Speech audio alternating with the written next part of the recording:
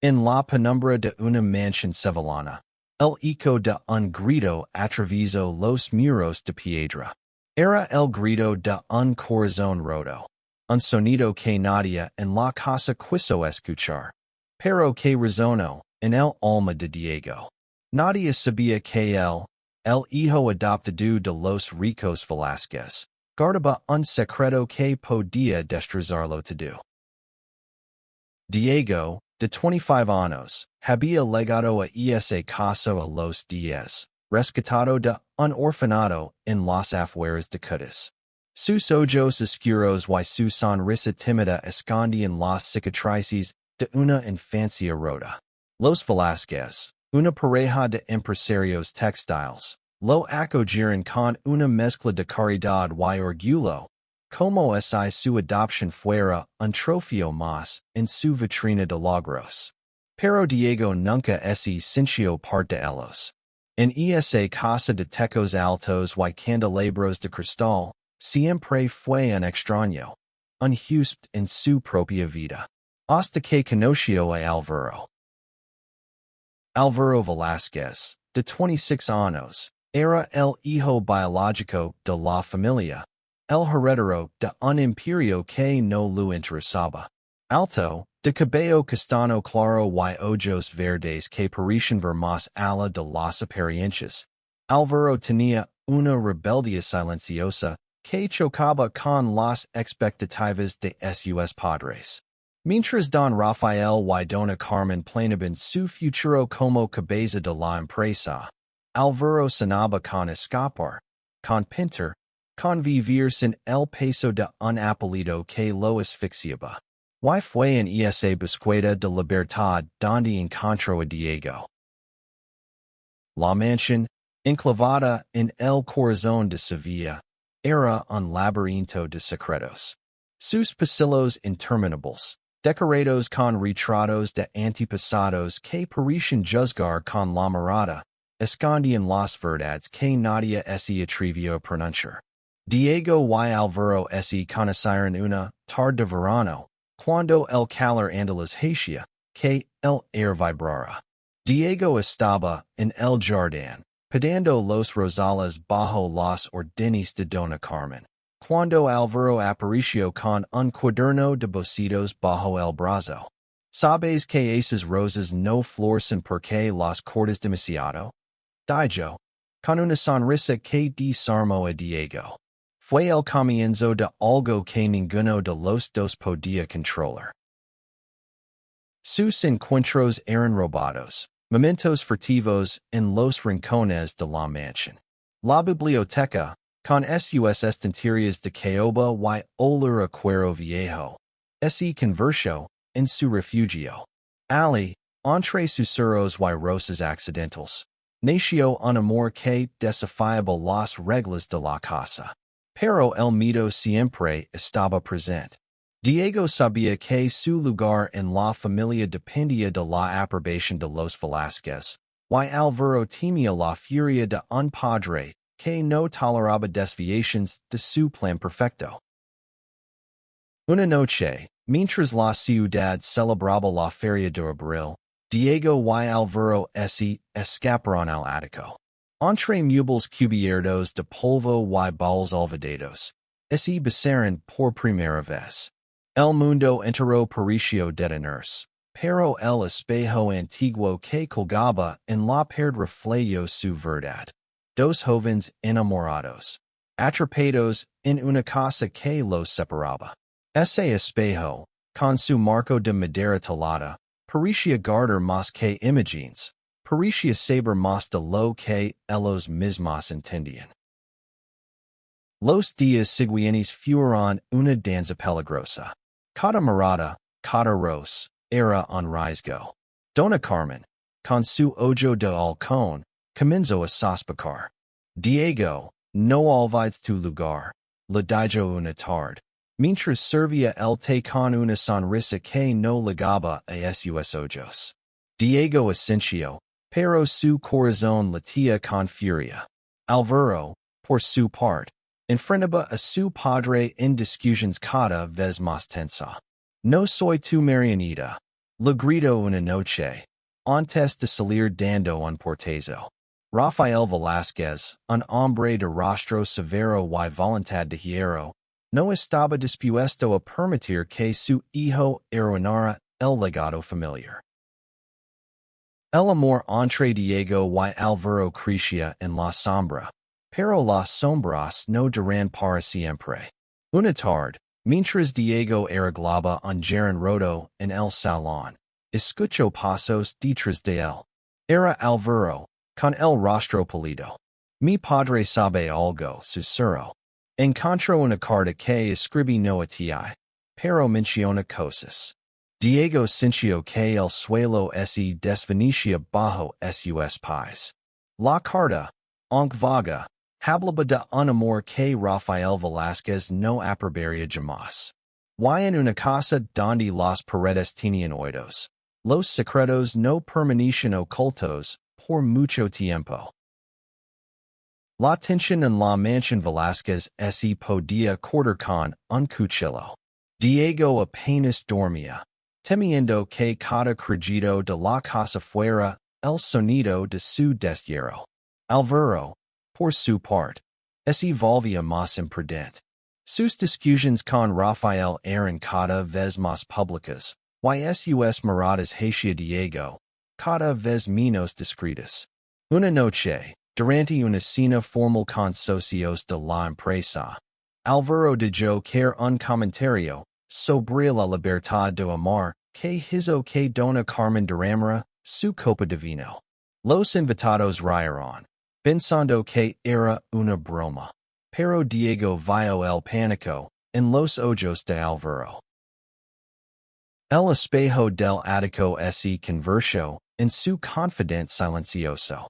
Cada vez que subían allí, sentían que el cristal les devolvía algo más que su reflejo. Les mostraba su verdad, su miedo, su amor. Una noche, Diego tocó el marco del espejo y sintió un escalofrío. Y es como si nos estuviera observando, murmuró. Alvaro rió, pero su risa era nerviosa. Y es solo un espejo. Dijo, aunque no sonaba convencido. Mientras tanto, Dona Carmen comenzó a investigar. Contrató a un detective privado, un hombre discreto que se movía como una sombra por Sevilla. El detective no tardó en descubrir las escapadas de Diego y Alvaro al ático, aunque no tenía pruebas concretas de su relación. Son solo rumores, le dijo a Dona Carmen, pero ella no estaba satisfecha. Decidió instalar cámaras de seguridad en la mansión, alegando que era por la protección del patrimonio. Diego, que había aprendido a desconfiar de todos en esa casa, notó los pequeños dispositivos escondidos en las lámparas y los cuadros. Su corazón se hundió. Si los Velázquez descubrían la verdad, no solo lo harían, destruirían a Alvaro. Una tarde, mientras Diego limpiaba el despacho de Rafael, encontró un sobresalado con el escudo familiar. La curiosidad lo venció y lo abrió. Dentro había documentos de adopción, pero no los suyos. Eran de otra persona, un niño que los Velázquez habían considerado adoptar antes que a él, pero que fue rechazado por razones médicas. Diego no entendía por qué ese documento estaba allí, pero algo en su interior le decía que era importante. Guardó el sobre en su chaqueta, prometiéndose investigarlo más tarde. Esa misma noche, Alvaro lo encontró en el jardín. Tenemos que hablar, dijo, su voz temblorosa. Mi padre me ha dado un ultimátum. O sigo sus reglas, o mi desherida. Diego sintió que el air se lo escapaba. ¿Y qué vas a hacer? Preguntó, aunque temía la respuesta. Alvaro lo miró, sus ojos verdes brillando bajo la luna. No voy a renunciar a ti, dijo, y lo besó con una desesperación que hizo que Diego olvidara, por un momento, El peligro que los rodea.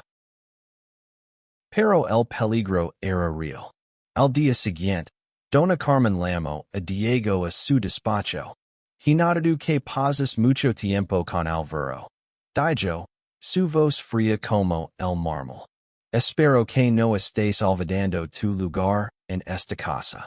Diego asintió, pero su mente estaba en otra parte. Esa noche, en el ático, le mostró a Alvaro el sobre que había encontrado. Juntos, descubrieron que el niño recazado por los Velázquez había sido enviado a un orfanato en Málaga, pero no había registros de su destino. ¿Por qué guardarían esto? Preguntó Alvaro, frunciendo el seno. Diego no tenía respuesta, pero una idea comenzaba a formarse en su mente. Los Velázquez escondían más secretos de los que imaginaban. La vida en la mansión se volvió insostenible. Diego y Alvaro apenas podían mirarse sin sentir que alguien los observaba. Las cámaras de Dona Carmen estaban en todas partes, y Rafael parecía más autoritario que nunca.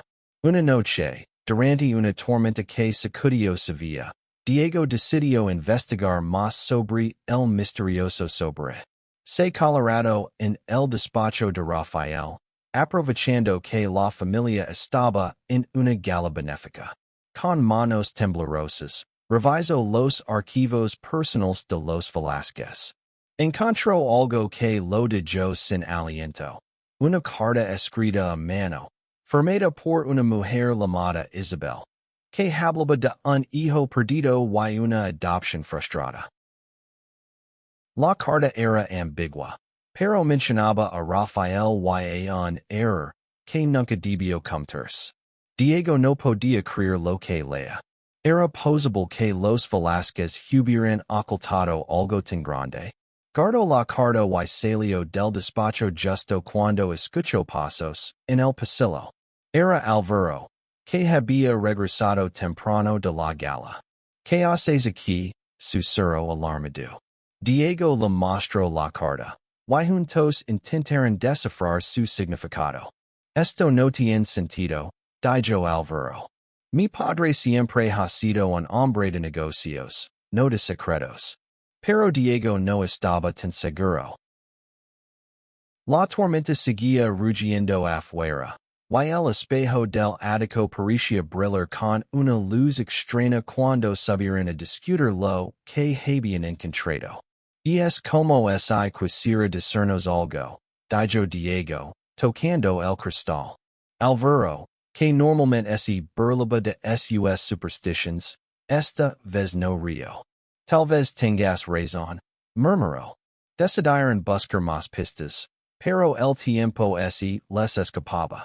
Dona Carmen regresó antes de lo esperado y los encontró en el ático. ¿Qué están haciendo aquí? Gritó, su voz cortando el aire como un cuchillo. Diego y Alvaro se miraron, sabiendo que estaban al borde del abismo. La explicación que dieron fue débil, y Dona Carmen no se dejó engañar. Al día siguiente, Rafael convocó a Diego a su despacho. ¿Has abusado de nuestra confianza? Dijo, su rostro rojo de ira. Te di en hogar, y así me lo pagas. Diego intentó defenderse, pero las palabras se lo atorban en la garganta. Sabía que no solo estaba en juego su lugar en la casa, sino también su relación con Alvaro. Antes de que Rafael pudiera decir más, Alvaro irrumpió en el despacho.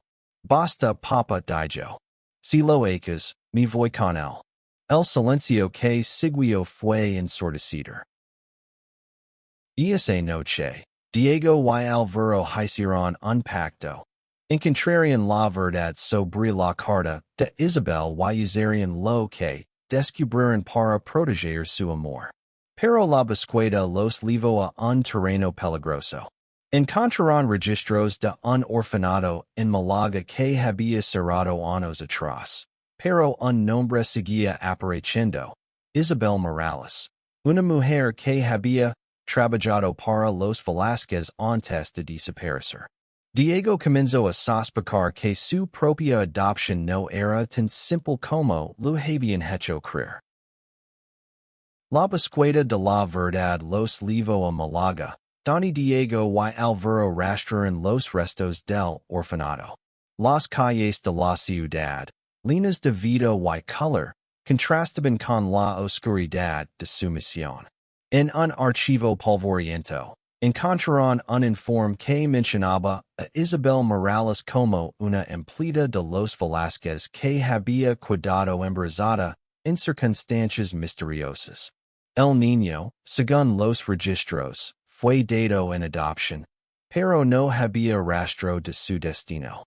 Diego sintió un nudo en el estómago. ¿Era él ese niño? ¿O era otra pieza del rompecabezas? De vuelta en Sevilla, la tensión en la mansión alcanzó su punto álgido. Dona Carmen, cada vez más paranoica, confrontó a Álvaro directamente. Sé que estás escondiendo algo, le dijo, sus ojos brillando con una mezcla de furia y miedo. Álvaro, harto de las mentiras, decidió enfrentarla.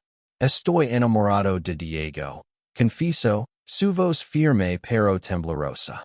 Dona Carmen palideció, y por un momento, pareció que el mundo se detenía.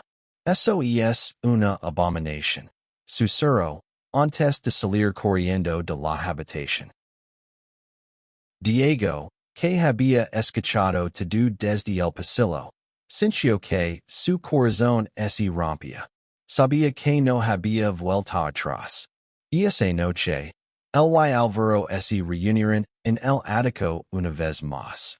El espejo, como siempre, parecía observarlos. No podemos seguir así, dijo Diego. Si nos quedamos, nos destruirán. Álvaro asintió, pero sus ojos estaban llenos de lágrimas. No quiero perderte, dijo. Diego lo abrazó, y en ese momento, el espejo reflejó algo nuevo, una determinación feroz en sus rostros. Decidieron huir, pero antes necesitaban respuestas. Contactaron a un viejo amigo de Isabel, un hombre llamado Manuel que ahora vivía en un pueblo cercano. Manuel, con el rostro catido por el sol andaluz, les contó una historia que lo cambió todo. Isabel había sido la amante de Rafael Velázquez, y su hijo, el niño que los Velázquez no adoptaron, fue dado en adopción para ocultar el escándalo. Pero había más. Isabel había jurado vengarse de los Velázquez por abandonarla, y antes de desaparecer, dejó pistas sobre la verdad en la mansión. Diego y Álvaro regresaron a la casa con un plan. Buscarían esas pistas, aunque eso significara enfrentarse a Rafael y Carmen. En el ático, encontraron una caja oculta detrás del espejo, sellada con un candado antiguo. Dentro había cartas, fotos y un diario de Isabel. Cada palabra era una revelación, y cada revelación, un golpe. Diego no era el hijo de Isabel, pero su adopción había sido un intento de Rafael por calmar su conciencia. Álvaro, por su parte, descubrió que su padre no era el hombre intachable que siempre había creído. El diario de Isabel era un mapa de traiciones.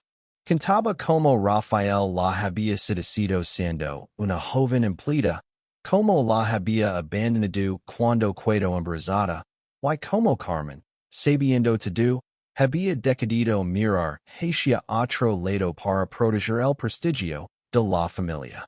Pero Isabel no se rindió. Antes de desaparecer, escondió pruebas en la mansión, sabiendo que algún día alguien las encontraría. El espejo del ático, según el diario, era más que un objeto decorativo. Había sido un regalo de Isabel a Rafael, un recordatorio constante de su culpa. Diego y Alvaro leyeron el diario bajo la luz tenue del ático, con el corazón en un puño. Cada página era un paso más hacia la verdad, pero también hacia el peligro. Si los Velázquez descubrían lo que sabían, no habría piedad. Decidieron confrontar a Rafael, pero antes necesitaban pruebas irrefutables. Revisaron las cartas y encontraron una que mencionaba una cuenta bancaria secreta a nombre de Isabel, donde Rafael había depositado dinero para comprar su silencio. Era la pieza que faltaba. La confrontación ocurrió en el comedor principal, bajo los candelabros que brillaban como testigos mudos. Diego y Alvaro entraron juntos, con el diario y las cartas en la mano. Sabemos todo, dijo Alvaro, su voz resonando en la sala. Rafael los miró con desprecio, pero había un destello de miedo en sus ojos. No saben nada, respondió, pero su voz temblaba. Carmen, que estaba a su lado, se levantó de la mesa con una furia contenida. Esto es una traición, dijo, señalando a Diego. Te dimos todo, y así nos pagas. Diego, por primera vez, no bajó la mirada. No soy un trofeo, dijo. Y no voy a dejar que destruyan a Alvaro. La discusión escaló rápidamente. Rafael intentó arrebatarles el diario, pero Alvaro fue más rápido. En el forcillo, una de las cartas cayó al suelo, y Carmen la recogió. Al leerla, su rostro se descompuso. Es cierto, murmuró. Todo es cierto. El silencio que siguió fue devastador. Rafael intentó justificarse, pero sus palabras sonaban huecas. Carmen, por primera vez, enfrentó a su esposo. ¿Cómo pudiste hacernos esto? Gritó. Pero su ira no era solo por Isabel. Era por los años de mentiras, por la fachada que había sostenido a costa de su propia felicidad. Diego y Alvaro aprovecharon el caos para salir de la sala, pero no antes de que Rafael les gritara. No tiene nada. Esta familia es mía. Diego y Alvaro sabían que no podían quedarse en la mansión. Con las pruebas en su poder, decidieron hacer pública la verdad. Contactaron a un periodista local, un hombre conocido por su integridad, y lo entregaron copias del diario y las cartas. Pero antes de que la historia saliera a la luz, necesitaban protegerse. Se mudaron a un pequeño apartamento en el barrio de Triana, lejos de la influencia de los Velázquez. Ali, por primera vez, pudieron ser ellos mismos, sin miedo a ser descubiertos. La publicación de la historia fue un terremoto en Sevilla. Los titulares hablaban de escándalos, traiciones y un imperio textil al borde del colapso. Rafael Velázquez intentó desmentirlo todo, pero las pruebas eran abrumadoras. Carmen, devastada, se retiró a una casa de campo, incapaz de enfrentar la humiliación. La mansión, que una vez fue un símbolo de poder, ahora parecía un mausoleo vacío. Diego y Alvaro, mientras tanto, comenzaron a construir una vida juntos. No era fácil. El peso de los años en la mansión los había marcado, pero su amor era más fuerte. Alvaro retomó su pasión por la pintura, y Diego encontró trabajo como jardinero, un oficio que le daba paz. Juntos, soñaban con un futuro donde no tuvieran que esconderse. Pero el pasado no los dejaba ir tan fácilmente. Una noche, recibieron una carta anónima. No tenía remitente, pero el mensaje era claro. El espejo, un guardasecretos. Diego sintió un escalofrío. Recordó las veces que había sentido que el espejo del ático los observaba, como si tuviera vida propia. Decidieron regresar a la mansión, que ahora estaba inventa para enfrentarse lo que fuera que quedara allí. Encontrarán el espejo intacto, cubierto de polvo pero on imponente. Al tocarlo, Diego sintió una corriente eléctrica. Y por un momento, creyó ver el rostro de Isabel en el reflejo. No había nada físico detrás del espejo, pero la sensación de que habían dejado algo sin resolver los persiguió. Hablaron con Manuel, el amigo de Isabel, quien les reveló un último detalle. Isabel había muerto años atrás, pero siempre creyó que su hijo estaba vivo, en algún lugar. Diego y Alvaro decidieron honrar su memoria buscando al niño perdido, aunque sabían que podía ser una búsqueda sin fin. La búsqueda del hijo de Isabel se convirtió en una misión personal para Diego y Alvaro. Viajaron por toda Andalucía, siguiendo pistas que a menudo los llevaban a callejones sin salida. Pero cada viaje, cada conversación con personas que conocieron a Isabel, los acercaba más, no solo al misterio, sino también el uno al otro. Aprendieron a confiar, a sanar, a amar sin el peso de los secretos. Un día, en un pequeño pueblo cerca de Granada, encontraron a un hombre llamado Miguel, de unos 30 años, que trabajaba como maestro. Su historia era inquietamente familiar. Había crecido en un orfanato, sin saber quiénes eran sus padres, pero con un colgante que coincidía con una descripción en el diario de Isabel. Diego y Alvaro no podían estar seguros de que fuera el hijo de Isabel, pero algo en su mirada, en su forma de hablar, los convenció de que habían encontrado una pieza del rompecabezas. Miguel no buscaba venganza en riqueza, solo quería saber quién era. Diego y Alvaro compartieron con él todo lo que sabían, y juntos decidieron cerrar ese capítulo. Publicaron una última historia en la prensa, no para exponer a los Velázquez, sino para honrar a Isabel, una mujer que había luchado por su verdad en un mundo que la silenció. La historia resonó en miles de personas, y la mansión Velázquez, ahora vacía, se convirtió en un símbolo de redención. Diego y Alvaro regresaron a su apartamento en Triana, donde el espejo del ático, que habían comprado en una subasta, ahora colgaba en su sala. Y no era un objeto de miedo, sino un recordatorio de lo que habían superado. Cada noche, se miraban en él, viendo no solo sus rostros, sino también el amor que los había salvado. El final no fue perfecto, pero fue suyo. En una Sevilla que seguía llorando, entre ferias y flamenco, Diego y Alvaro encontraron su lugar. Aprendieron que el amor, aunque a veces nace en las sombras, puede brillar más fuerte que cualquier secreto. Y el espejo, testigo silencioso de su historia, reflejaba ahora una verdad más grande.